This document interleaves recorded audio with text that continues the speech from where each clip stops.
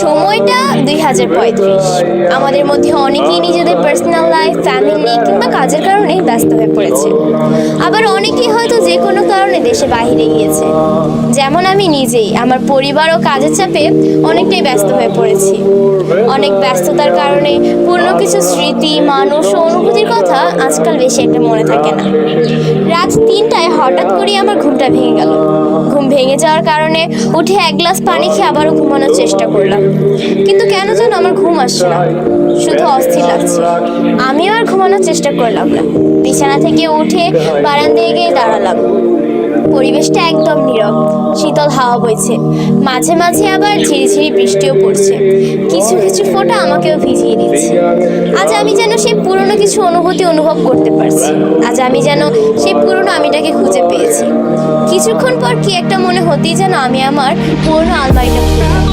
আলমারিটাতে বেশ অনেকটাই ধুলো জমে আছে। একদম উপরে থাকে অনেক বড় একটা বাক্স রাখা আছে।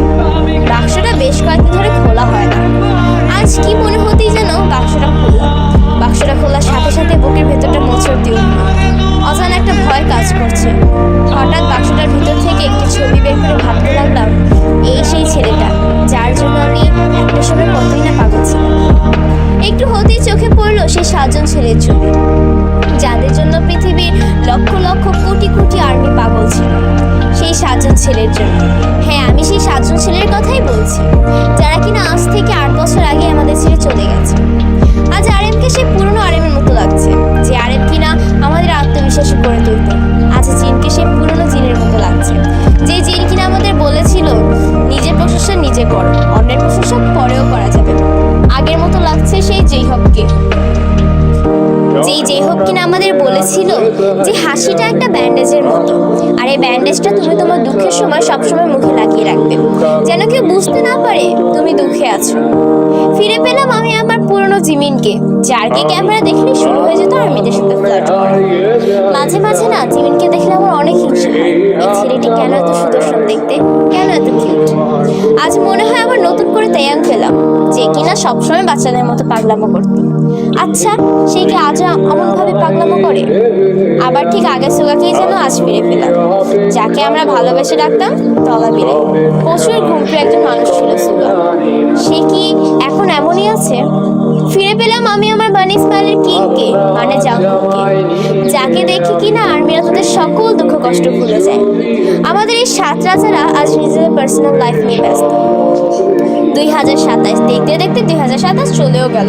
বিটিএস ডিসব্যান্ড হয়ে গেল। কি আজব না ব্যাপারটা। ভেবেছিলাম ওরা ডিসব্যান্ড হয়ে গেল হয়তো আমরা বাঁচতেই পারবো না, আর এখন ওদের ছাড়াই আমাদের জীবন চলে যাচ্ছে। সময়টা কি তাড়াতাড়ি চলে যায়, তাই না? তা বোঝাই যায় না। আজ রাতটা আমার জীবনে কেমন যেন একটা রাত হলো। যতই ওদের কথা চিন্তা করছি, ততই চোখ থেকে পানি গড়িয়ে পড়ছে। মনে হচ্ছে ভিতর থেকে আত্মাটা এক্ষুনি বেরিয়ে আসবে। এরই মধ্যে বাইরে জোরে বৃষ্টি নেমে গেল। বৃষ্টিতে আমার চোখের জলে মিলিয়ে গেল। ছবিটা বুকে জড়িয়ে অঝরে কাঁদতে লাগলাম। যতই বলি কাজের চাপে তাদের কথা মনে থাকে না, কিন্তু দিন শেষে তো সবই মনে পড়ে। কিছুটা প্রকাশিত, তো কিছুটা মনের গভীরে থেকে যায়। একটি সময় ছিল যখন তাদের কোনো আপডেট না পেলে দিনই যেত না, আর আজ কত বছর হয়ে গেল তাদের কোনো খবর নেই। একটা সময় ছিল যখন তাদের পাশে অন্য কোনো মেয়েকে সহ্যই হতো না, আর আজ হয়তো তাদেরও কোনো শখের নারী আছে। কিভাবে সব চাওয়া পাওয়া পরিবর্তন হয়ে যায়, তাই না? আচ্ছা, তাদের কি আজও আমাদের কথা মনে আছে? তারা কি আজও আমাদের আগের মতোই ভালোবাসে? বিটিএস কি আর কখনোই একসাথে হবে না?